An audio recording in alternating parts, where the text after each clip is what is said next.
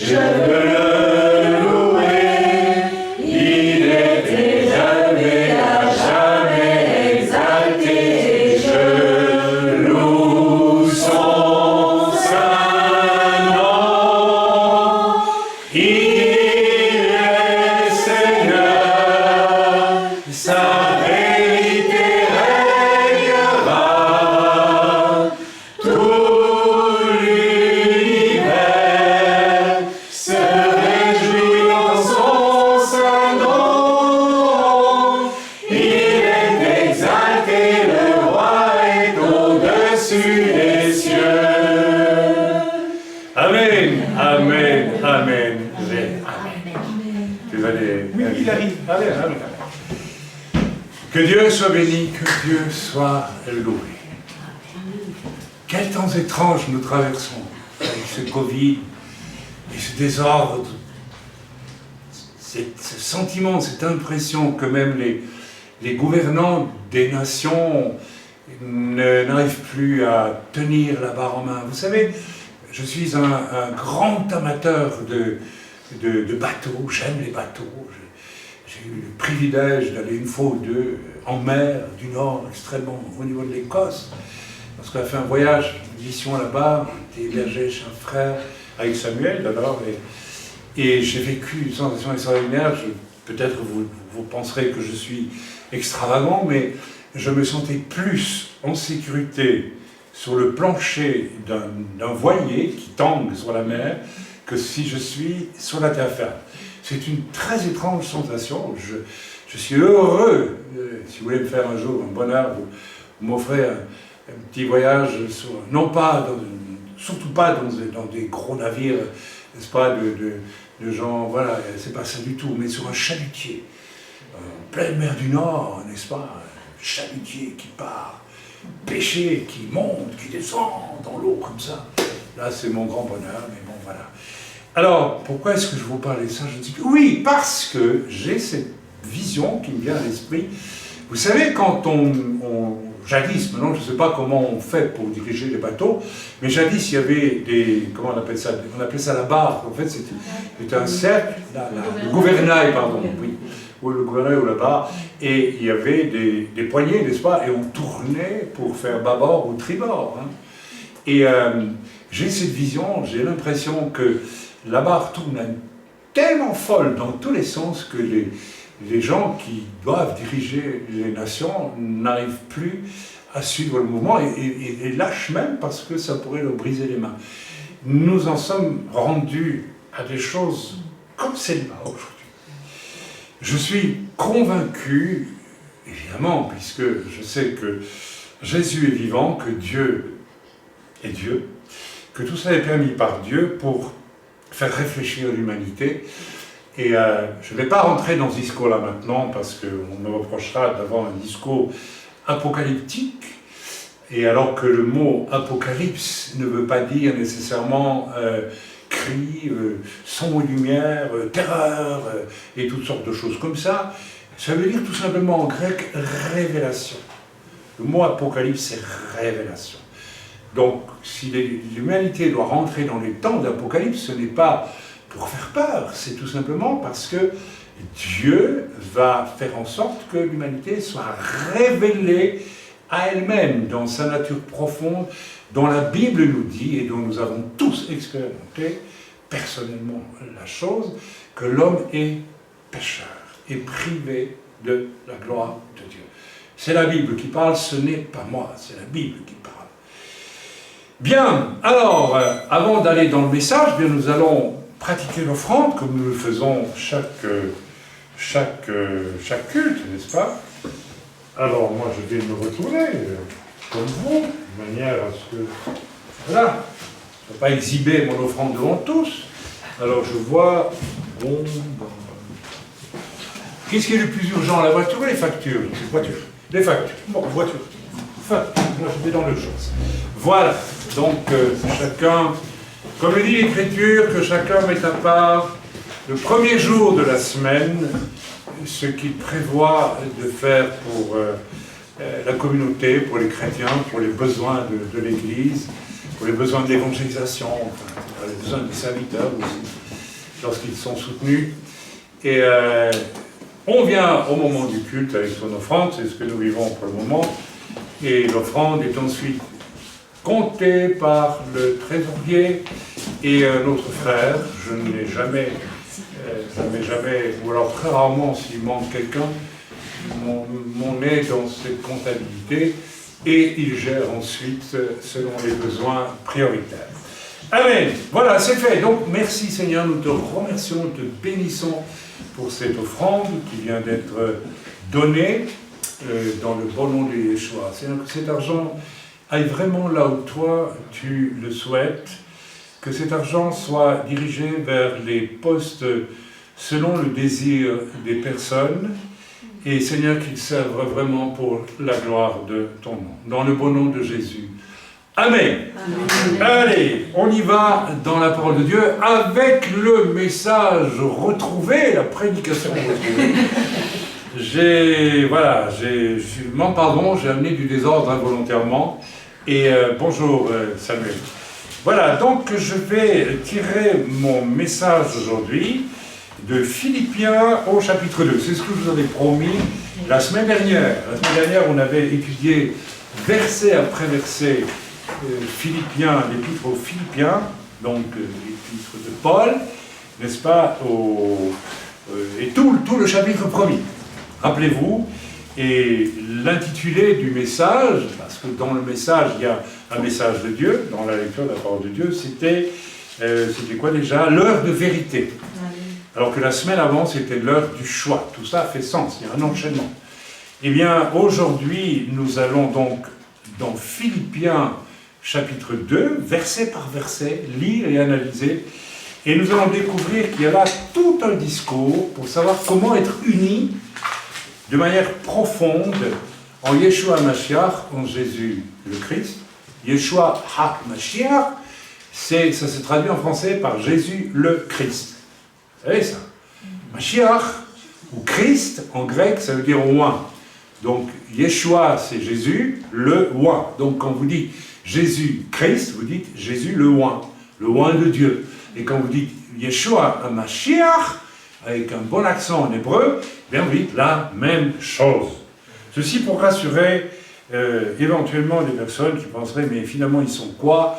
Ben, nous sommes des gens sauvés par grâce, d'origine juive pour certains, d'origine tout ce que vous voulez pour d'autres, et en Jésus, en Yeshua, nous formons un seul peuple.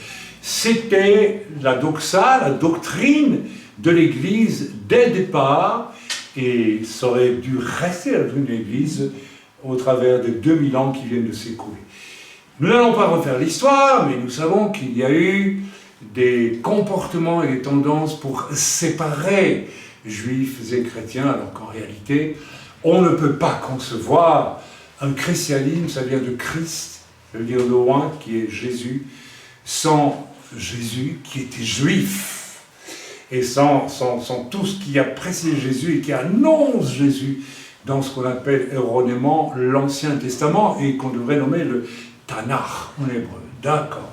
Vous êtes d'accord avec moi, nous avons beaucoup travaillé là-dessus, bien souvent, donc nous n'allons pas nous y plonger à nous.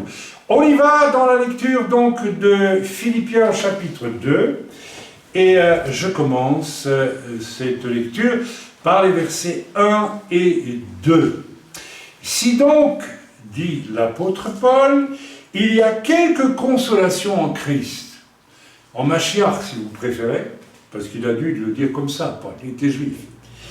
S'il y a quelque soulagement dans l'amour, s'il y a quelque soulagement dans l'amour, ça indique déjà que la vie chrétienne, et spécialement pour les vrais leaders, les apôtres du temps de Paul, et jusqu'à aujourd'hui, peut être par moments difficile. Jésus nous a prévenus, l'apôtre Paul nous a prévenus que nous aurons des tribulations.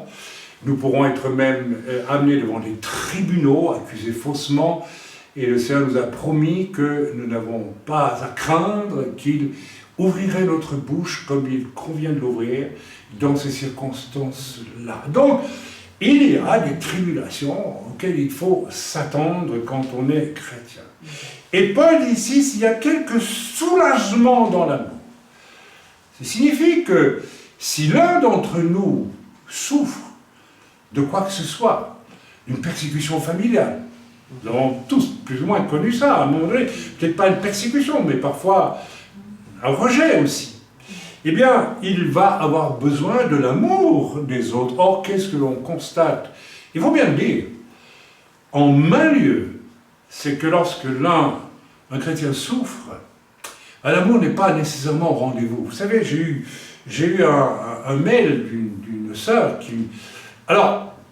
qui m'écrit, voilà, un fils de pasteur lui-même, je pense, que tu as croisé il y a 20 ans dans une rencontre de pasteurs, mais effectivement, le nom de la personne ne m'est pas inconnu, mais nous n'avons jamais parlé ensemble, vraiment, ni travaillé ensemble, eh bien, vient de vivre un véritable drame, puisqu'il ne pouvait pas payer son assurance de maison, et il s'est adressé, d'après ce qu'on me dit, à sa fédération, qui comprend quelques centaines de pasteurs, et on lui a dit, non, on ne peut pas t'aider. Je ne sais pas si vous vous rendez compte, 300 églises, pas une seule, voilà. Alors, ça veut dire quoi? Ça veut dire qu'en réalité, beaucoup, et je vais en parler dans ce message, beaucoup de, je vais être aimable, de serviteurs immatures, adolescents, vivent l'expérience de l'Église comme une occasion finalement orgueilleuse de briller, de paraître et de réussir. Et dans ce cas-là, tous les moyens de l'Église sont gardés pour les projets du serviteur. Et lorsque se présente un besoin extérieur, niet. Alors, évidemment, ce qui, je ne vais pas dire devait arriver, mais qui est arrivé, c'est que la maison de cet homme a brûlé, sans assurance. Et là, il s'est adressé à une riche, me dit-on, hein, il faut que je vérifie ça, mais hélas, tout ça a l'air d'être vrai, une riche, très riche assemblée, n'est-ce pas, qui lui a dit non, nous ne pouvons pas t'aider. Donc, cet homme se retrouve à loger, nous ne savons où, avec sa famille, avec le risque, ça se passe en France, qu'on vienne chercher ses enfants pour les placer à la DAS, les parents n'ayant plus les moyens de les abriter vraiment. Est-ce que vous vous rendez compte de ce qui arrive là? Alors je reviens, s'il y a quelques soulagements dans l'amour, eh bien, je vais vous dire quelque chose. Pour arriver à amener un ensemble de chrétiens dans une église, avoir accès à cet amour qui fait passer l'autre en même temps que moi-même, il faut bosser. Parce que ce n'est pas dans la nature des hommes. Ce n'est pas dans la nature humaine. L'égoïsme est une chose très forte. Et c'est pourquoi j'aime profondément que nous ayons établi, de longue date d'ailleurs, le fait que les priorités, n'est-ce pas, sont pour l'expansion du royaume de Dieu lorsqu'il y a des dons, y compris le soutien du serviteur de Dieu extérieur à notre œuvre, comme ça se fait chez nous quelquefois. Et en numéro 2, les besoins de toute personne qui aurait des besoins à un moment donné dans l'œuvre. Voire, pourquoi pas, des gens de l'extérieur. Je ne vois pas, si quelqu'un débarque ici, que nous ne connaissons pas, un païen, et dit voilà, je suis dans la rue, je n'ai plus rien, est-ce que nous pouvons décemment lui dire tu es un païen, on ne s'occupe pas de toi? Eh bien, non. D'ailleurs, quand j'étais en voyage avec Samuel en Ukraine, ça s'est présenté, puisqu'une famille en larmes, sachant qu'il y avait un pasteur d'Europe occidentale sur place, sont venus se présenter à nous en expliquant que leur fils avait reçu, avec un ami qui jouait avec un revolver, qu'est-ce qu'il faisait avec un revolver, je ne sais pas, et une balle lui était rentrée, je ne sais plus si c'est par le dessous, et avait traversé la tête, et le garçon était dans le coma, et il y avait possibilité de l'opérer, mais les parents n'avaient pas un copec, ils n'avaient rien. Écoutez, je m'en souviens, 2000 francs suisses sur moi, que nous utilisions en prévision de nos frais et de dons que nous savions devoir donner sur la route dans ce pays, l'Ukraine. Bien, immédiatement, ce sont des païens qui nous demandaient du secours. Bien, nous n'avons pas hésité, nous avons prié, mais très vite, en quelques secondes, nous avons aidé ces gens. Donc, je reviens sur le fait d'aider. Il est un fait certain, et c'est marqué, c'est dans notre charte, n'est-ce pas, que si une personne parmi nous a des besoins, le besoin de la personne vient à égalité immédiate, et vous l'avez vu, avec les besoins de l'œuvre. En d'autres mots, on accorde une priorité aux besoins de l'humain avant d'accorder tout aux besoins de l'œuvre. Ceci est important et très important. Je reviens donc sur ce verset, s'il y a quelque soulagement dans l'amour. Donc cette idée de soulager les uns les autres, de se soutenir, de s'encourager, et non pas de vivre d'une manière très, très étrange et très individualiste sa vie chrétienne, en ayant des œillères extraordinaires. Je l'ai vu si souvent. Et souvent les personnes les plus pointilleuses pour les autres. Vous savez, un jour, j'ai utilisé l'expression, c'était quoi? C'était une expression en prêchant qui disait oui, ces choses-là sont fabuleuses, en parlant des choses que faisait le Seigneur. La personne m'a écrit, m'a dit, vous ne pouvez pas employer le mot fabuleux, parce que fabuleux vient de fable, et c'est donc une expression païenne qui ne peut pas être utilisée. Ah bah oui, hein. Ah oui. Alors ce genre de gens-là, ce sont les gens souvent les plus égoïstes, les plus orgueilleux et les plus à cheval sur les détails pour essayer d'épingler les autres. Quand vous avez un cœur large et ouvert, vous passez sur l'amour supporte tout, nous dit l'Écriture. Et même si un orateur n'est pas parfait, eh bien, on regarde à l'essentiel de son message, et pas au vocabulaire, avec des nuances je ne sais pas moi, de héron sur une patte, vous voyez ce que je veux dire? Voilà, j'ai déjà dit beaucoup de choses. Hein. S'il y a quelques soulagements dans l'amour, s'il y a quelques communions d'esprit, on se rapproche de quelque chose d'important, s'il y a quelques communions d'esprit, parce qu'effectivement, comment pouvons-nous accorder un soulagement d'amour si nous ne sommes pas unis sur les questions. Et nous avons appris dans l'œuvre à être toujours unis dans tous nos choix. Donc nous prions devant tout choix. Tout choix. Amen. Quel qu'il soit.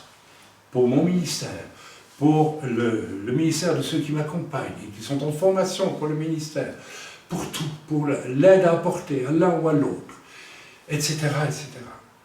S'il y a quelques compassion et quelques miséricorde, ouais. L'apôtre Paul en remet une couche, il parle de compassion et de miséricorde. Rendez ma joie parfaite, dit Paul, rendez ma joie parfaite. L'apôtre Paul dit, rendez ma joie parfaite. Ayant un même sentiment, un même amour, une même âme, une même âme. Un même amour, une même âme. C'est-à-dire que nos âmes doivent être identiques dans nos choix. Nos volontés doivent être les mêmes. Après avoir prié, après avoir choisi. Il ne peut pas y avoir, si on décide d'aider une personne, je me rappellerai toujours d'une pure horreur, puisque à une époque, nous avions quelque chose sur Paris, je me rappelle, ça n'a pas duré longtemps malheureusement, et nous voulions aider une veuve juive qui n'était pas dans l'église, ou tout aussi, qui avait accepté le Seigneur. Je n'avais jamais rencontré une femme plus accueillante, plus aimable, plus douce, plus aimante que cette veuve-là. Et elle était dans des difficultés, elle ne nous a jamais rien demandé. Elle nous a accueillis chez elle pour des repas de Shabbat, voilà, etc. Elle ne nous a jamais fait la moindre demande, mais nous avons compris très vite qu'elle était dans un grand besoin. Et j'ai donc sollicité à l'époque l'œuvre ici pour qu'on l'aidât. Eh bien, savez-vous ce qu'un chrétien local m'a écrit? Tu n'as pas le droit d'aider ces veuves, parce que dans l'Écriture, il est écrit que les veuves qui sont veuves prouvent qu'elles sont de bonne volonté et qu'elles lavent les pieds des saints. C'est-à-dire que, ouais. Bon, c'est une façon de dire qu'elles soient pas là juste pour recevoir, mais qu'elles prouvent aussi qu'elles veulent, puisqu'elles sont veuves et disponibles, donner leur temps pour les autres, n'est-ce pas? C'est ça. Alors, comme on n'avait pas demandé à cette veuve, vous vous rendez compte, chez elle, un jour, lave-moi les pieds, autrement on ne peut pas t'aider.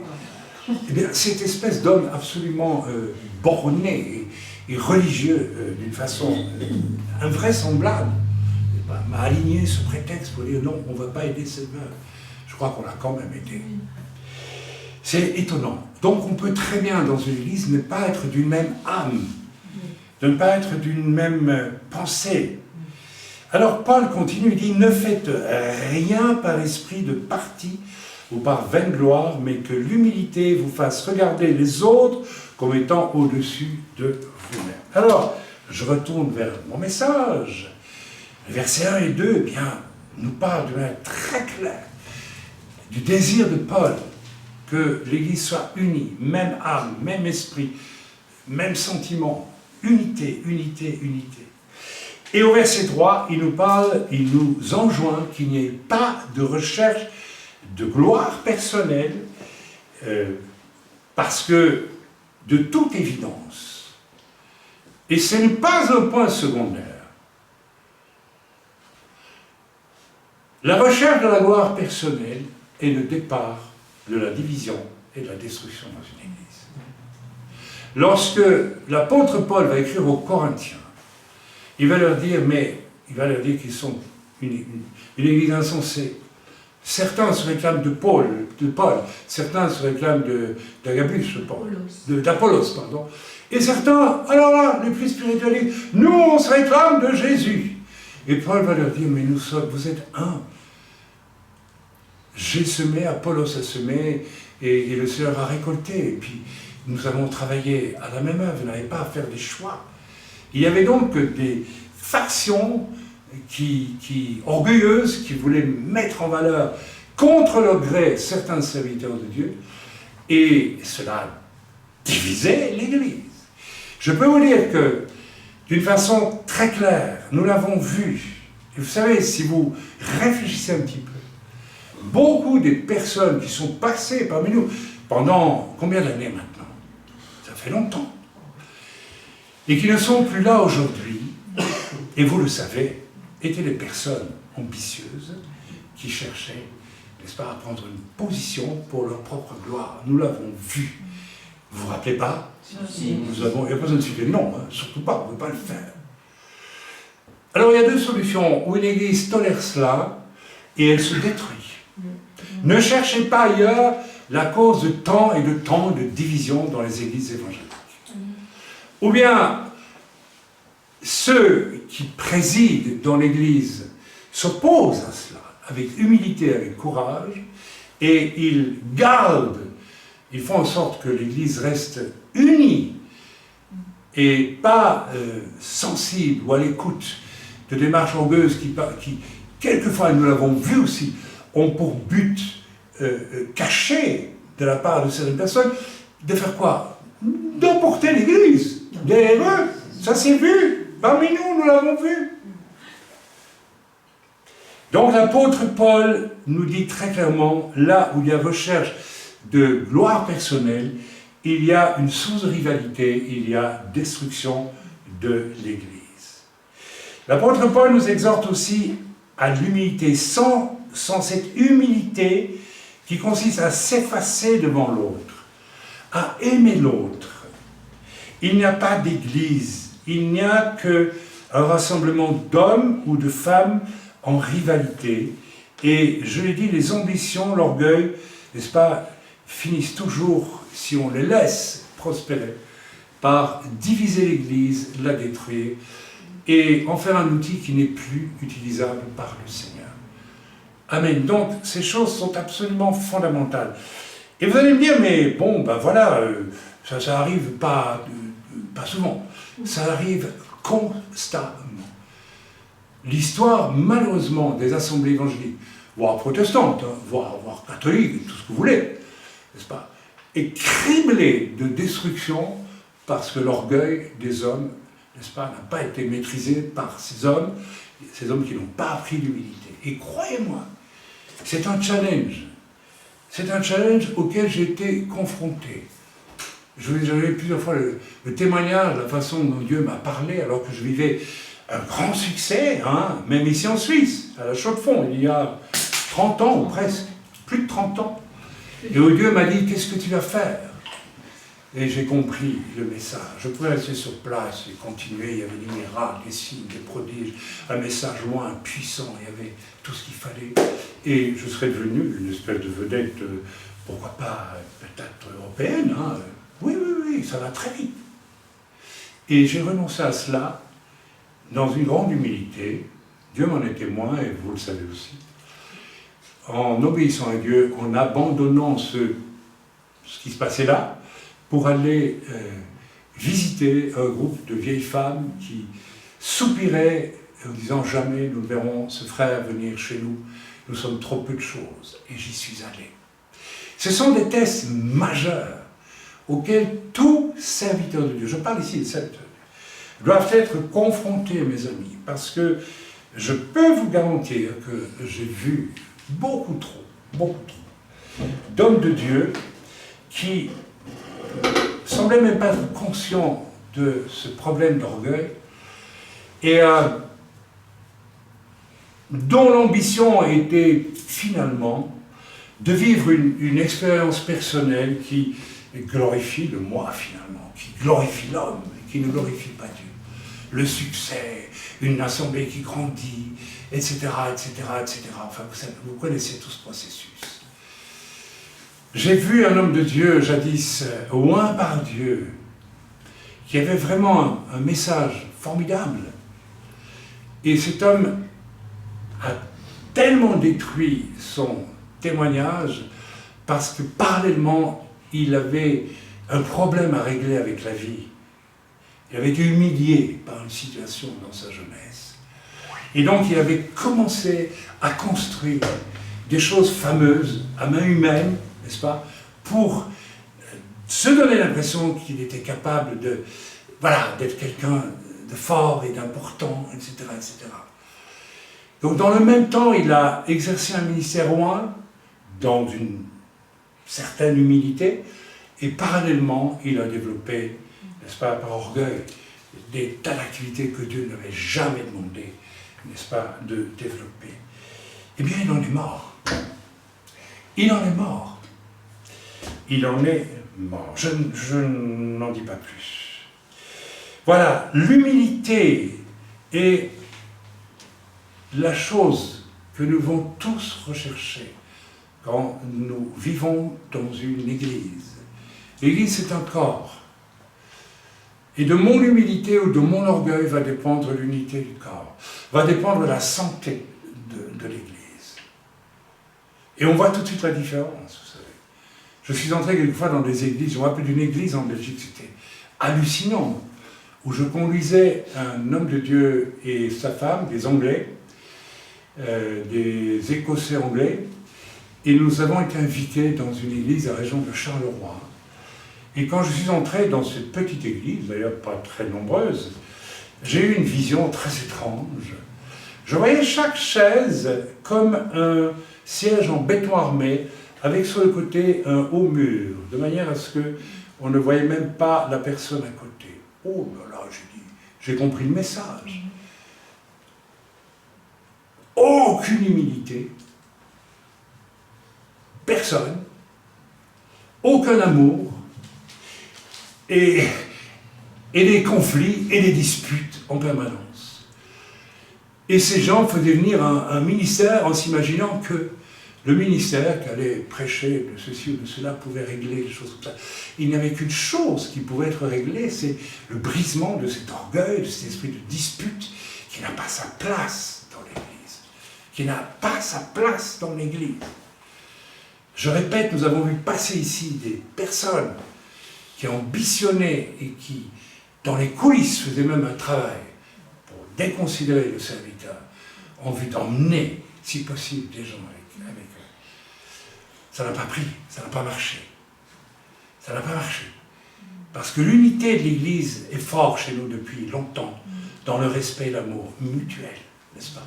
Nous le savons, on peut le dire. Ce n'est pas de l'orgueil de le dire, c'est la vérité de le dire. Eh bien, ces gens sont partis. Parce que lorsque le loup ravisseur se rend compte qu'il ne peut pas rentrer dans la bergerie et égorger les brebis, qu'est-ce qu'il fasse? Eh bien, il va ailleurs pour essayer d'égorger ailleurs. Et voilà. Et c'est ce qui se passe. Et il y a comme ça des individus qui circulent, et il y en a beaucoup, d'une assemblée à l'autre, dans le but tout simple de s'y introduire et de dévorer ce qu'ils peuvent dévorer. Jésus nous a prévenus, il y a 2000 ans, que ces choses arriveraient. L'apôtre Paul nous a prévenus que ces choses arriveraient après lui. Nous le savons, et ce que Paul et Jésus ont annoncé, et qui a trait à la nature humaine, que voulez-vous? Où l'on est ambitieux, orgueilleux, où on est humble et modeste, on ne peut pas être les deux à la fois. Et la parole de Dieu s'accomplit encore aujourd'hui. Donc, au verset 4, nous allons le relire, il est écrit cette chose quand même admirable, n'est-ce pas? Il est écrit que chacun, donc je vais lire le verset 3 quand même, de « Rendez ma joie parfaite ayant un même sentiment, un même amour, une même âme, une même pensée. » Vous savez, quelquefois, là nous avons une même pensée, je le sais. On se connaît très bien. Mais nous avons connu l'époque où des gens venaient au culte chez nous et on voyait très bien qu'ils avaient une autre pensée. Ils pensaient à autre chose. Oh, je ne dis pas qu'ils étaient distraits, qu'ils pensaient à leurs vacances, je ne dis pas ça, mais ils pensaient à autre chose. Et toujours, on voyait très bien, ils pensaient à autre chose. Jusqu'au jour où le Seigneur m'a dit, tu sais telle personne, un jour elle te quittera en essayant de faire une division. Et c'est ce qui est arrivé 14 ans après. 14 ans après. Et c'est arrivé. Une même pensée. Ne faites rien par esprit de parti ou par vaine gloire, mais que l'humilité vous fasse regarder les autres comme étant au-dessus de vous-même, que chacun de vous, au lieu de considérer ses propres intérêts, considère aussi ceux des autres. Donc, l'apôtre Paul nous recommande à tous, considérez vos intérêts, gérez vos moyens. Vous avez maison, vous avez travail, vous avez rentrée financière, à gérer tout cela, mais considérez aussi les besoins des autres. Ne vous contentez pas de tout satisfaire. J'ai vu des choses inouïes dans l'œuvre du Seigneur. J'ai vu des personnes en grande souffrance matérielle s'asseoir à côté de personnes qui héritaient de sommes très importantes et qui se payaient après toutes sortes de choses. Et à ma stupéfaction, ne songeons pas un instant à demander à la personne qui était est-ce que je peux te donner quelque chose. Nous avons connu, j'ai vu cela.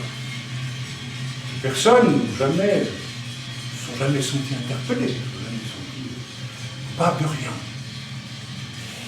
Je ne sais pas comment vous faites, vous, si vous rencontrez quelqu'un qui sort d'une crème ailleurs, qui est en train de dire mon enfant est en train de mourir. Et comment? Oui, ou alors en Israël, depuis maintenant une année, via Expression et via nos finances à nous et les membres sur place, nous donnons de l'argent à un couple dont la femme vient de mourir d'un cancer qui a éclaté il y a plus d'1 an à peu près, avec tout. Le mari étant empêché de continuer à travailler, enfin bref, je ne rentre pas dans les détails.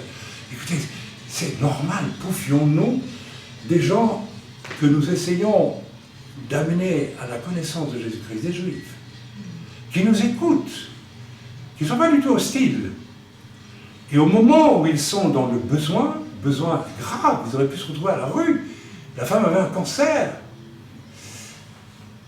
nous serions restés indifférents ou nous aurions fait semblant, nous aurions été les visiteurs en disant comment ça va, oui on prie pour vous, mais allonger quelques billets, parfois beaucoup de billets, n'est-ce pas?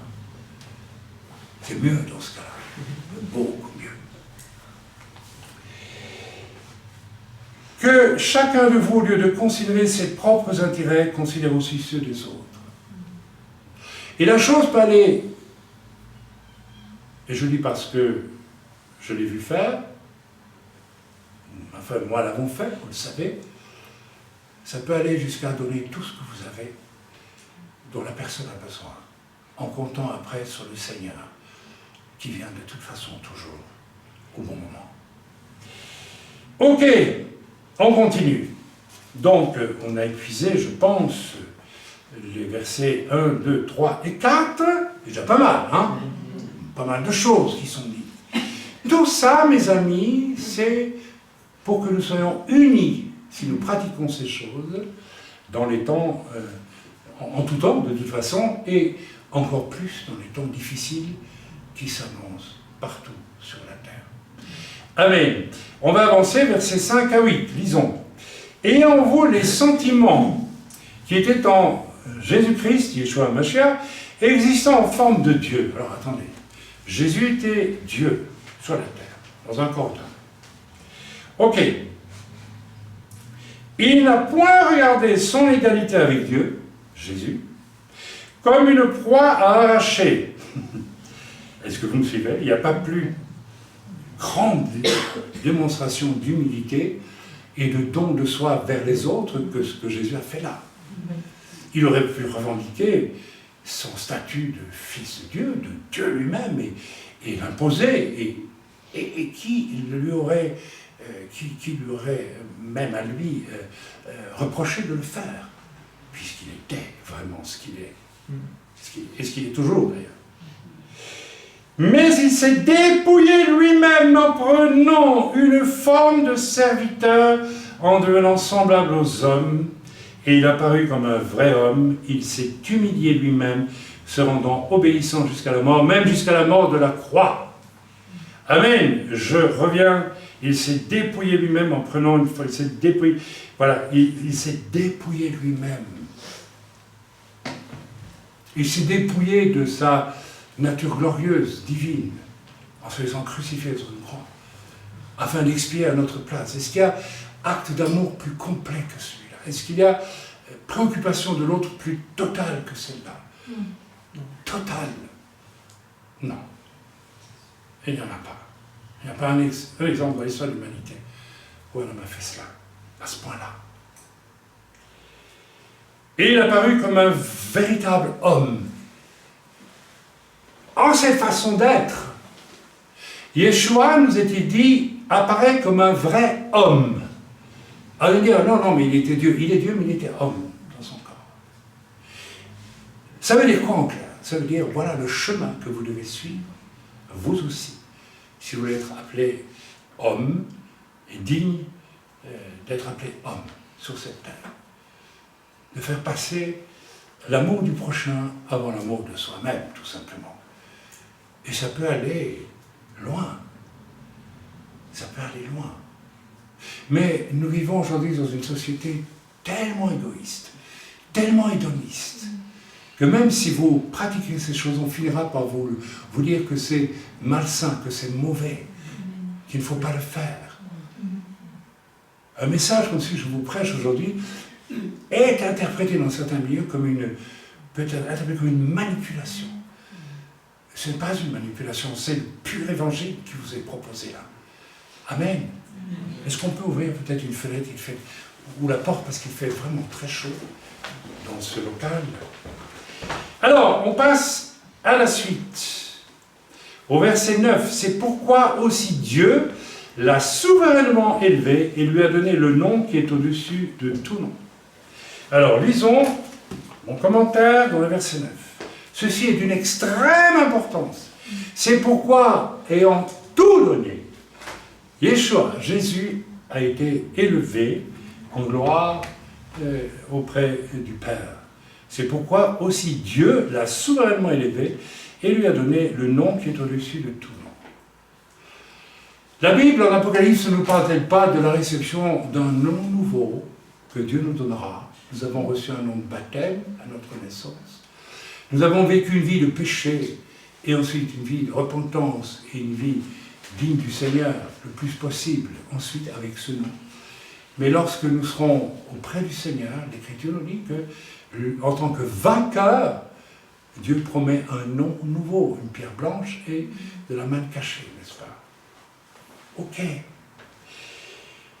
Eh bien, si cela nous est dit de Jésus, qu'il a été élevé après avoir tout donné, notre élévation à nous, rappelez-vous l'orgueil que nous devons absolument abattre dans nos vies, et qui veut que nous nous élevions de par nous-mêmes au-dessus des autres, brillant, n'est-ce pas, de tous nos feux devant les autres. Nous avons jusqu'à la caricature ce genre de ministère aujourd'hui en Afrique, aux États-Unis, hélas, et même en Europe, où des hommes sont bien plus propulsés par un désir de gloire que par un désir de mourir pour Christ, en aimant les âmes et les brebis. On voit ça de façon caricaturale, n'est-ce pas, partout, aujourd'hui. Mais en réalité, notre élévation, nous serons un jour élevés par le Seigneur lui-même. Elle ne surviendra qu'après le renoncement à tout ce qui élève sur la terre et que nous rechercherions. Tant que nous ne renonçons pas à tout ce qui peut nous élever sur la terre et que nous recherchons, même un petit peu seulement, le petit peu est peut-être plus dangereux que le reste, Dieu ne nous les élèvera jamais. La clé, si vous voulez que Dieu vous élève, et fasse de vous un homme de Dieu ou une femme de Dieu, qui porte du fruit et qui sera persécuté, eh bien, c'est d'abord de renoncer violemment à tout ce qui élève sur terre, toutes les vanités, l'orgueil et tout ce qui s'ensuit. Je rappelle d'ailleurs au passage que nous sommes, d'après l'Écriture, c'est très étrange, il est dit d'une part, nous sommes déjà assis avec Christ dans la lieu céleste, nous sommes censés être déjà des vainqueurs qui avons vaincu le monde et l'esprit du monde. L'orgueil, la réussite, paraître formidable et brillant aux yeux des hommes. C'est le moteur de toute société humaine sans l'Église. C'est évident, c'est certain. Eh bien, le Seigneur nous dit, ayant vraiment compris ce qu'implique la nouvelle naissance en Jésus-Christ, vous êtes déjà assis, vous êtes déjà élevés avec moi dans les lieux célestes. Ailleurs, le Seigneur promet, l'Écriture promet que certains seront assis à côté de Jésus dans les lieux célestes. À qui le Seigneur réservera cet honneur? Peut-être à nous tous. À ceux qui ont renoncé à l'orgueil et aux ambitions terrestres pour aimer le prochain en priorité. Le message est tellement simple. Il est simple. Mais reconnaissons qu'avant d'y arriver, il y a du travail dans chacune de nos vies. Il faut avoir ce courage de la confrontation avec soi-même en face. Personnellement, je l'ai vécu, je n'ai pas honte de le dire, mon épouse aussi, et j'ai vu aussi, chez la plupart d'entre vous, cette heure difficile, tragique, survenir. N'est-ce pas, ça? Oui. Un, à peine converti. Un an de bagarre avec l'orgueil, la colère, la rancune, n'est-ce pas? Oui. Vis-à-vis de certaines personnes. Mais tu as regardé la chose en face, et tu as dit, ça, il faut que ça disparaisse. Et ça a disparu. Mais est-ce que nous le voulons? Est-ce que nous voulons vraiment nous regarder en face et admettre que nous sommes orgueilleux, ambitieux, colériques, pleins de non-pardon, ou que sais-je d'autre? Pourquoi est-ce qu'on ne pardonne pas? Et pourquoi c'est facile de pardonner? Ceux qui ont renoncé à toute ambition orgueilleuse supportent tout et pardonnent tout, facilement. Celui qui tient à sa personne plus qu'à tout et à paraître quelque chose ne supporte pas la moindre critique, le moindre affront, rien du tout. On ne pardonne rien dans ces cas-là, n'est-ce pas? On connaît cela. Bien, voilà, lisons le verset 10 maintenant. Ça va? Oui. On apprend des choses? Oui. Enfin, on n'apprend rien, c'est dans l'écriture depuis 2000 ans, mais enfin pas à peu près. Mais c'est bien de les ramener à la lumière. Lisons à présent le verset 10. Afin qu'au nom de Yeshua, de Jésus, tout genou fléchisse dans les cieux, sur la terre et sous toute la terre, et même sous la terre. Faire allusion ici au monde démoniaque, Paul. Les démons. Et que toute langue confesse que Jésus-Christ est Seigneur à la gloire de Dieu le Père. Alors, cette parole est donnée, il y a un conditionnel, afin que, ça veut dire que tout ce qui précède étant vécu, alors et alors seulement, au nom de Jésus, tout genou fléchira dans les cieux, sur la terre et sous la terre. Et c'est donc le témoignage de l'Église sur cette terre qui doit obliger toutes les ruades de l'enfer, toutes les critiques d'hommes, à finalement fléchir le genou devant Jésus-Christ un jour, quand le Seigneur, n'est-ce pas, le décidera. Alors c'est très intéressant, le genou. Vous savez, c'est très intéressant. Le genou, c'est ce qui se trouve au milieu de la jambe. Vous avez un long membre de la cuisse, vous avez le genou, et puis vous avez encore un long membre qui vous dirige vers les pieds. Le genou, c'est ce qui fait l'articulation, et lorsqu'elle est bien rigide, vous allez, d'un pas franc et massif, vous allez de l'avant.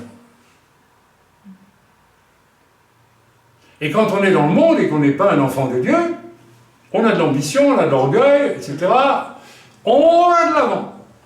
Et qu'est-ce qui se passe quand on devient chrétien? Le Seigneur dit, plie tes jambes en deux. Mets-toi à genoux.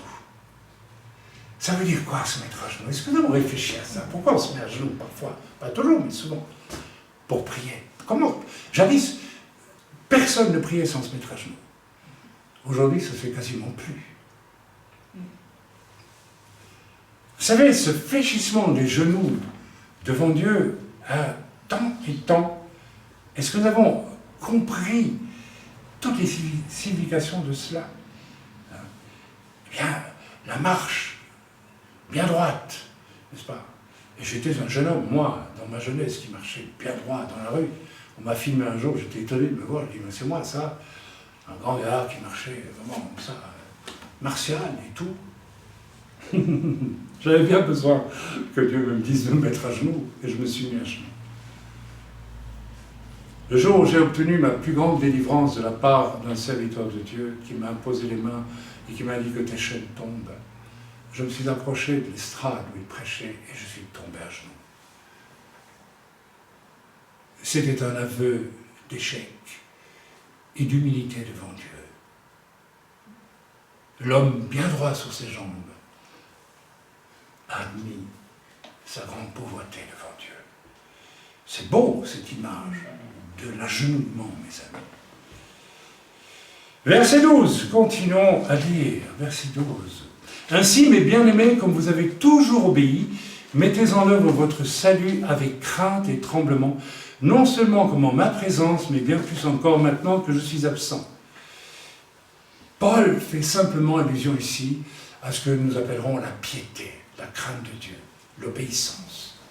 Marchons dans l'obéissance. Amen.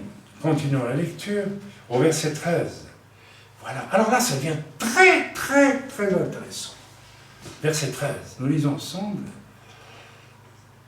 Voilà. Car c'est Dieu qui produit en vous le vouloir et le faire selon son bon plaisir. Traduction. Ceci vient après toute une série de recommandations d'être unis, d'être modeste, d'être plein d'amour. Et puis, l'Écriture dit ici, c'est Dieu qui produit en vous le vouloir et le faire selon son bon plaisir. Vous devriez bondir au plafond et dire, mais alléluia, c'est extraordinaire. Ça veut dire que si je respecte toutes ces règles qui viennent d'être édictées maintenant, alors Dieu me visitera et produira en moi le vouloir et le faire pour la gloire de son nom. Et là, je deviens un authentique serviteur. Vous n'avez pas besoin d'être recommandé par moi pour devenir un authentique serviteur. Vous avez besoin de pratiquer tout ce qui précède afin que Dieu dise « Voilà quelqu'un en qui je peux mettre mon vouloir et mon faire. » Le vouloir et le faire qui est en accord avec celui de mon fils qui a donné toute sa vie pour cette personne. Cette personne est arrivée au même point. Elle est humble. Elle ne cherche rien pour sa gloire. Elle pratique l'amour. Elle est hospitalière. Elle est aimante. Que sais-je d'autre, tout cela. Dans ce vase-là, le Seigneur va produire le vouloir et le faire. Je n'oublierai jamais une personne qui venait dans nos réunions il y a bien des années et qui se plaignait tout le temps de tout et qui était toujours insatisfaite et qui n'avait jamais ce qu'elle voulait et qui m'a dit un jour, au plein milieu d'une réunion, hein, mais toi, frère, toi, bon, j'ai rien contre le fait qu'on me tutoie, mais ça dépend de qui ça vient aussi. Mais toi, tu vis toujours des choses extraordinaires, c'est formidable, mais comment ça se fait que moi je n'en vis jamais? Ben, la réponse était très simple. Cette personne qui avait été dans le besoin pendant une année, je n'en dirai pas plus. Vous savez très bien de quoi je parle. Mais cette personne était pleine d'orgueil, était pleine d'ambition. Cette personne courait en fait d'une assemblée à l'autre pour voir satisfait sa vanité, son orgueil, son désir de faire elle aussi comme ça, parce qu'elle avait décidé des expériences avec Dieu. Mais on ne fait pas des expériences avec Dieu. Dieu lui-même ne fait aucune expérience avec personne. Dieu est un Dieu conséquent, logique, clair, précis. Et quand Dieu choisit une personne, c'est qu'il a décidé pour le servir et pour manifester sa gloire à lui à travers la personne. C'est qu'il a vu que la personne était en position pour pouvoir le vivre. Donc, une fois encore, ne cherchez pas de vaine gloire et pratiquez toutes les choses qui viennent de précéder et vous verrez si Dieu ne se sert pas de l'heure. Tous ici, presque tous ici, Dieu ne se sert pas de vous, déjà, d'une façon ou d'une autre. Chacun à sa place. Certains prêchent, certains s'occupent de l'envoi des livres gratuits dans l'œuvre. Ils sont offerts. 25 livres. Nous avons 25 livres. 25, ma femme et moi, qui sont offerts. Et il faut quelqu'un, néanmoins, pour les emballer et les envoyer. Et voilà, c'est un magnifique service. Et c'est aussi une personne qui, dans les réunions de prière, comme on dit un peu communément, pète le feu. Hein. On l'a vu, hein. Alors là, c'est quelque chose. Gloire à Dieu. On continue. Au verset 13, je l'ai dit, donc, voilà. Pour l'homme pieux, n'est-ce pas, l'homme qui est pieux, tout ce que je viens de dire aux précédences, on peut simplement le résumer en un mot, la piété. D'accord ? Eh bien, Dieu réserve des projets et nous avons là la clé d'une vie réussie. Il y a des gens qui restent stationnaires toute leur vie dans la vie chrétienne parce qu'ils ne dépassent jamais le niveau de la convoitise ou des ambitions personnelles ou des choses comme celle-là. De la convoitise aussi. Vous avez tant de convoitises.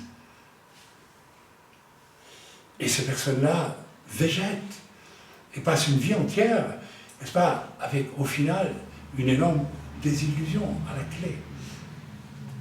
Et se demandant quand même encore à la fin, mais pourquoi j'ai tout raté? La réponse est dans la Bible. Versets 14 et 15, lisons à présent. Vous voyez, c'est un message un peu, non pas radé pas crête, mais simple que je vous donne ce matin. Mais c'est bien. Faites toutes choses sans murmure ni hésitation. Ah, sans murmure ni hésitation. On vous demande un service. Je ferai quand j'aurai le temps, hein, puis il m'énerve, puis j'en ai marre, et puis... Non. Amen, sans hésitation.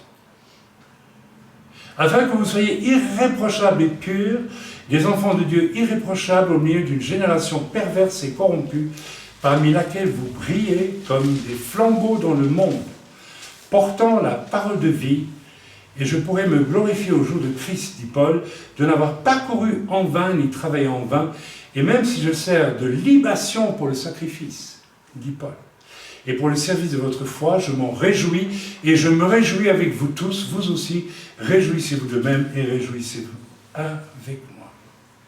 Verset 16. Ainsi Paul est préoccupé, nous venons de le lire, de ce que tous marchent sur ce chemin étroit que je viens de développer devant vous. N'est-ce pas? Il y a beaucoup de facettes. Afin que Paul puisse dire, je n'ai pas lutté en vain. Je n'ai pas prêché en vain. Je n'ai pas prié jour et nuit en vain pour l'Église. Et même si je dois servir de libation, c'est-à-dire Paul a été emprisonné, accusé faussement, entraîné devant les tribunaux, et puis finalement assassiné. Pierre a vécu la même expérience, Jésus a vécu la même expérience, et il n'est pas rare que telles expériences surviennent aussi pour des apôtres ou des pasteurs aujourd'hui. Amen. Voilà, donc, Paul n'a qu'un souci, c'est de ne pas avoir couru en vain et de laisser derrière lui une église divisée, pleine de convoitises, pleine d'œuvres de la chair et de choses comme celle-là. Amen. C'est la préoccupation du véritable apôtre. C'était aussi le souci de Jésus. Lisons à présent en Jean, la prière sacerdotale de Jésus. Vous connaissez la prière sacerdotale de Jésus? Eh bien, en Jean, au chapitre 16, c'est cela, n'est-ce pas? 16. Non, 16, pardon. Jean 16, évangile de Jean, chapitre 16. 17. Ah non, voilà, c'est... Pardon, c'est... Voilà. Non, il y a un départ dans Jean 16 où le Seigneur, où Jean dit, je vous ai dit ces choses afin que ne soit pas pour vous une occasion de chute. Ils vous excluront des synagogues. Ils vous excluront des églises. Vous savez, les grands mouvements de réveil dans toute l'histoire de l'Église ont eu un premier ennemi, c'était l'Église elle-même, l'Église corrompue. L'Église qui ne vit plus au service de Dieu, mais au service des ambitions d'hommes. Donc ils nous excluront des synagogues, et même leur vient au quiconque vous fera mourir, croira rendre un culte à Dieu. Oui, absolument. Ben, vous savez, l'Inquisition, dans laquelle le catholicisme a torturé et mis à mort, brûlé, les protestants uniquement parce qu'ils étaient protestants. Si ce n'est pas, n'est-ce pas, faire quelque chose, on croit rendre un culte à Dieu, parce que on vous brûlait vif, après avoir torturé tant et plus, parce que l'on rendait un culte à Dieu en faisant cela. On croyait faire quelque chose de bien, qui plaisait à Dieu. Dans quel état devait être l'âme de ces hommes-là? Et ils agiront ainsi parce qu'ils n'ont jamais connu ni le Père ni moi. Il y a donc des pans entiers d'Église qui n'ont connu ni Dieu, notre Père, ni Jésus tel qu'en lui-même, et pas tel que fabriqué par toutes sortes d'idolâtries ou que sais-je d'autre. Vous savez, il y a toutes sortes de Jésus. Il y a dans le mouvement évangélique Jésus avec qui on fait la fête, en dansant et en jouant de la guitare, en buvant un bon petit coup. Oui, il y a ce Jésus-là. Il y a le Jésus qui toujours bénit, mais jamais ne nous reprend. Ah oui, c'est le Jésus que l'on trouve gommé dans la moitié de la Bible, ça, n'est-ce pas? Un Jésus qui ne reprend jamais, qui n'exhorte jamais, qui ne conduit jamais, etc., etc. Alors lisons à présent le chapitre 17 de la prière sacerdotale. C'est long, mais ça vaut la peine d'être lu jusqu'en tout cas le verset 23. Après avoir ainsi parlé, Yeshua leva les yeux au ciel et dit: Père, l'heure est venue, glorifie ton Fils. Donc Jésus allait être emmené pour être mis à mort finalement. Afin que ton Fils te glorifie, selon que tu lui as donné pouvoir sur toute chair, afin qu'il accorde la vie éternelle à tous ceux que tu lui as donnés.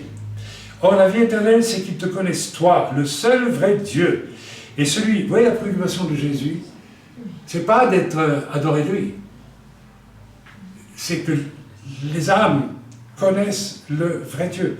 Paul a le même souci, c'est exactement la même chose. Le vrai serviteur de Dieu n'a qu'un souci, c'est que les brebis connaissent Dieu. C'est ça la priorité du vrai serviteur de Dieu. Et non pas qu'ils deviennent une vedette adorée, ou que sais-je, devant un public qui bave d'admiration. Comme c'est le cas dans bien des endroits. Voilà. Et maintenant, toi, Père, glorifie-moi auprès de toi, de la gloire que j'avais auprès de toi avant que le monde soit. J'ai fait connaître ton nom aux hommes que tu m'as donnés du milieu du monde. Ils étaient à toi et tu me les as donnés, et ils ont gardé ta parole. Maintenant, ils ont connu que tout ce que tu m'as donné vient de toi, car je leur ai donné les paroles que tu m'as données, et ils les ont reçues. Et ils ont vraiment connu que je suis sorti de toi, et ils ont cru que tu m'as envoyé. C'est pour eux que je te prie. Je ne prie pas pour le monde, c'est Jésus qui dit cela. Je prie pour eux, pour ceux que tu m'as donnés, pour ceux qui sont sauvés, pour ceux que j'ai rachetés, pour ceux que je racheterai dans le futur. La préoccupation de Jésus tournée vers les âmes, même au moment mot, parce qu'ils sont à toi. Et tout ce qui est à moi est à toi, et ce qui est à toi est à moi, et je suis glorifié en eux. Je ne suis plus dans le monde, et ils sont dans le monde, et je vais à toi, Père, Saint, garde-les en ton nom que tu m'as donné, afin qu'ils soient un comme nous. La préoccupation de Yeshua était que nous soyons un, tous ensemble, comme Jésus est un avec son Père. C'était là la préoccupation première, essentielle, basique, éternelle de Jésus, de Paul et de tout serviteur digne de ce nom. Lorsque j'étais avec eux dans le monde, je les gardais en ton nom, j'ai gardé ceux que tu m'as donnés, et aucun d'eux ne s'est perdu, sinon le fils de perdition, Judas donc, afin que l'écriture soit accomplie. Et maintenant je vais à toi et je dis ces choses dans le monde, afin qu'ils aient en eux ma joie parfaite. Je leur ai donné ta parole et le monde les haït. Vous continuez la lecture jusqu'au verset 28, où Jésus répète, n'est-ce pas, le même principe, qu'ils soient un comme nous sommes, toi, Père, et moi, un, tous les deux. Voilà l'admirable prière de Jésus, prière sacerdotale avant que Jésus soit mis à mort. Voilà la préoccupation du Seigneur, du Christ, du Mashiach, de Jésus, Yeshua, qu'ils soient un entre eux, comme toi, Père, et moi, nous sommes un. Mes amis, quand nous arriverons au ciel, nous ne pouvons pas y entrer sans être parfaitement un avec tous ceux qui seront déjà sur terre avec nous et que nous retrouvons au ciel. Parfaitement un, comme le Père et le Fils sont parfaitement un. Vous vous rendez compte de ce que ça veut dire? Vous vous rendez compte de ce que ça signifie? Alors les cœurs simples comprennent tout de suite. Les cœurs tordus font tout pour ne pas comprendre. On connaît cette entière, elle est vieille, elle est très ancienne. Merci. Voilà, au verset 17, nous l'avons vu pour Paul, c'était d'une telle importance que le but atteint, il était prêt aussi à être mis à mort, n'est-ce pas? En tant que libation, dit Paul, et c'est ce qui va lui arriver. Pourquoi?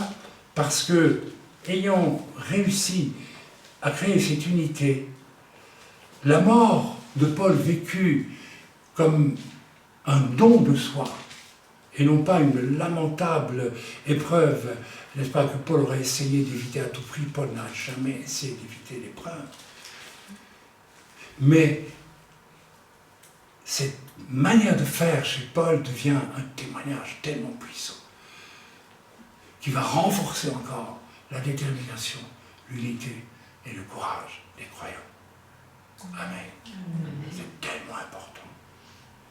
Paul ira jusque-là pour s'assurer que l'Église est forte derrière lui. Verset 18, lisons le verset 18, revenons à Philippiens, si vous voulez bien. Et un peu de patience, nous arrivons malgré tout à la fin. Pardon. Philippiens. Alors, où est mon Philippiens? Voilà. Philippiens. Lisons au chapitre 18.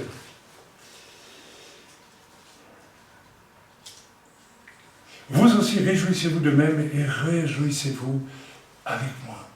Le lien d'amour entre Paul et les Philippiens ici est clairement établi. Il dit, vous aussi, réjouissez-vous de même et réjouissez-vous avec moi. Réjouissez-vous avec moi. Le lien d'amour entre Paul et les siens dans l'Église était parfait. En tout cas, était souhaité devenir parfait.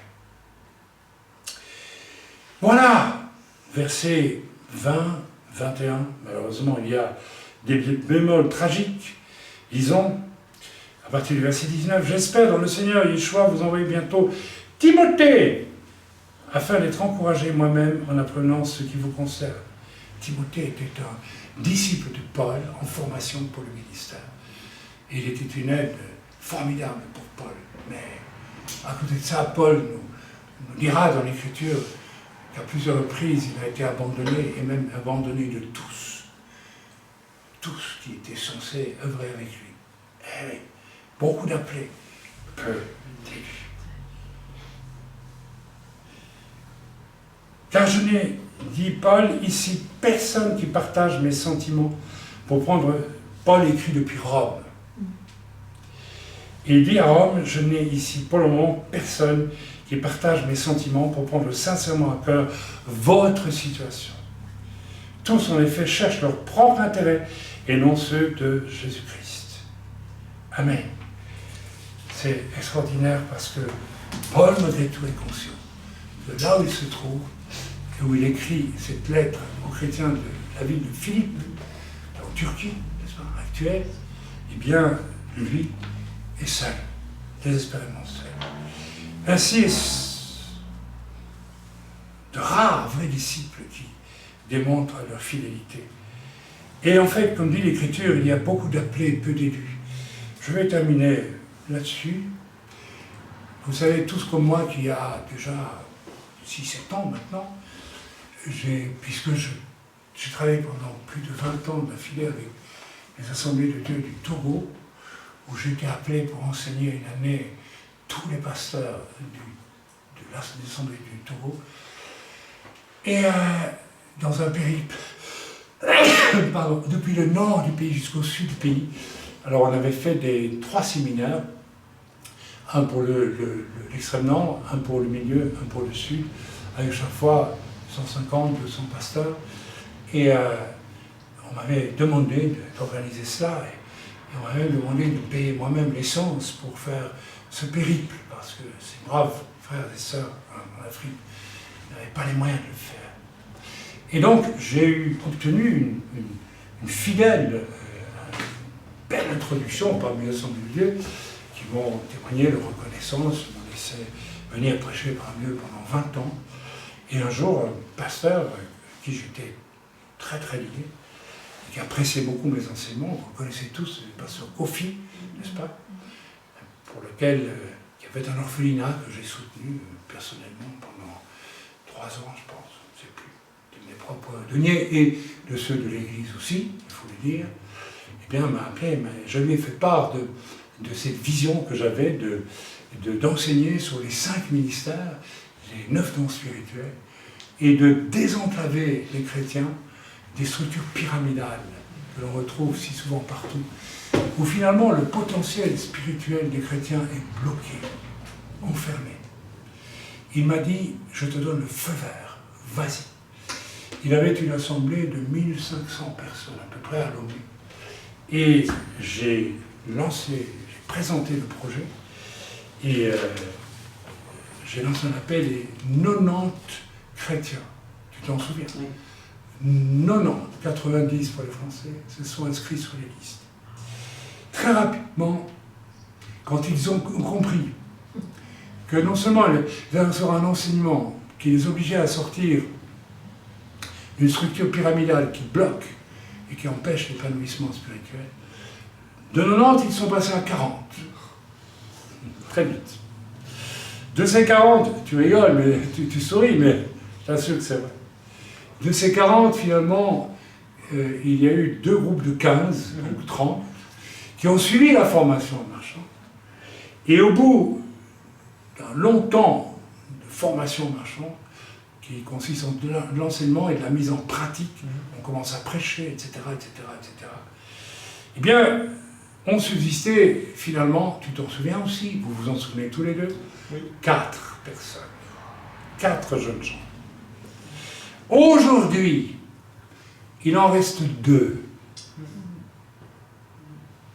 Et il y a 2 églises qui prospèrent à Lomé ou Togo. 2 sur 90.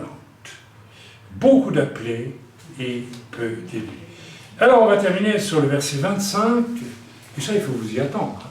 Il faut s'y attendre. Le Seigneur n'a-t-il pas dit, la moisson est grande, mais il y a peu d'ouvriers pour la moisson. Verset 25. J'ai estimé nécessaire de vous envoyer mon frère Épaphrodite, mon compagnon d'œuvre et de combat par qui vous m'avez fait parvenir de quoi pourvoir à mes besoins. Alors il y a ce discours hypocrite qui veut faire dire à l'Écriture ce que ne dit pas, à savoir que Paul aurait toujours travaillé pour se dire ce qui est un mensonge total. Paul a fait une fois, n'est-ce pas, lorsqu'il était conduit par Dieu à le faire, parce qu'il voyait que l'Église qu'il était en train de former n'était pas mûre pour cela, mais le reste de son ministère, il l'a accompli en étant soutenu, bien sûr, financièrement. La preuve vient d'être donnée. Je termine donc sur une note joyeuse. Un vrai compagnon, c'était Épaphrodite, d'œuvre prêt à tout donner aux côtés de Paul. Voilà, donc lisons maintenant le verset 30, et nous allons clôturer là-dessus. Car c'est pour l'œuvre de Christ qu'il a été près de la mort, et ont exposé sa vie afin de suppléer à votre absence dans le service que vous me rendiez. Donc c'était Épaphrodite, en 2 mots, a risqué sa vie pour servir l'Église. Ça, c'est magnifique. Quel bonheur de pouvoir dire comme l'apôtre Paul au verset 29, lisons si vous préférez, si vous permettez, encore. Recevez le don que cet Épaphrodite dont le Seigneur, avec une joie entière, et honoré de telles sommes. Je me réjouis de pouvoir un jour recommander l'un d'entre vous à telle et telle église en disant recevez ce frère, recevez cette sœur. Il y avait des sœurs qui travaillaient pour le Seigneur, qui transportaient des fonds, etc., etc. Nous voyons ça dans l'Épître aux Romains. Voilà, dernier chapitre de l'Épître aux Romains. je me réjouirais tellement de pouvoir écrire une lettre de recommandation en disant « Recevez cette personne, elle a fait ses preuves, elle ne va rien détruire chez nous. » Vous savez, nous avons tous connu cet épisode affreux d'un homme en France qui, ayant suivi mes enseignements sur le site, a dit « Je veux recevoir l'aide apostolique de cet homme pour un groupe de chrétiens que j'ai rassemblés dans ma maison. » Et il a placé ce choix devant le Seigneur en mettant 3 toisons. Vous savez ce que c'est qu'une toison? À chaque fois, Dieu a répondu favorablement. Tu peux appeler cet homme. Il s'agissait de moi. Il m'a contacté et il m'a fait venir à peu près pendant une année et demie, si j'ai bon souvenir, pour essayer de stabiliser, de construire, de nettoyer ce qu'il fallait nettoyer dans ce groupe qui était le sien, qui est devenu progressivement une église, et plus, dont je l'ai établi ancien. Vous vous rappelez? Et j'ai encouragé cet homme à venir prêcher aussi dans nos groupes. Il est passé ici même, vous vous en souvenez, où il vous a dit, il faut absolument que vous souteniez le frère. Je vois plusieurs qui acquiescent, n'est-ce pas? De toutes vos forces, parce que vraiment c'est un homme qui œuvre pour le Seigneur. Une semaine après, il m'écrivait en disant, c'est fini. L'église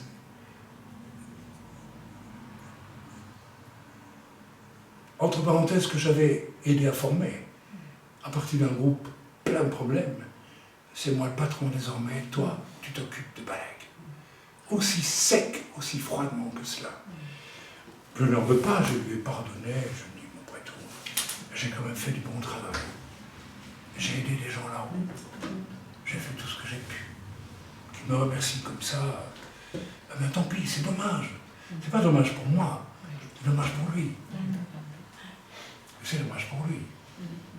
Frères et sœurs, tout cela, c'est pour nous ramener à cette idée. Soyons un. N'ayons pas de vaines querelles, de disputes qui sont mues par l'orgueil, l'ambition, des choses comme celles-là. Regardons les autres plus grands que nous-mêmes. Ayons autant d'intérêt pour les besoins du prochain que pour les nôtres. Restons humbles. Ne cherchons pas comme une proie à arracher le ministère pour être quelqu'un, pour être une vedette connue.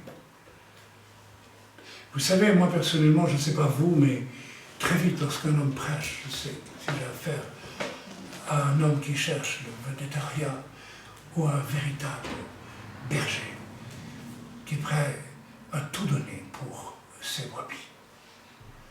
Ça se perçoit très vite. Plaise à Dieu que l'on puisse percevoir chez chacun d'entre nous, après avoir été sauvé par le grand bon berger qui est Jésus, qu'on puisse percevoir chez nous aussi l'âme du bon berger dans nos vies. Mon message s'arrête là. Soyez bénis dans le nom de Yeshua. Amen. Amen.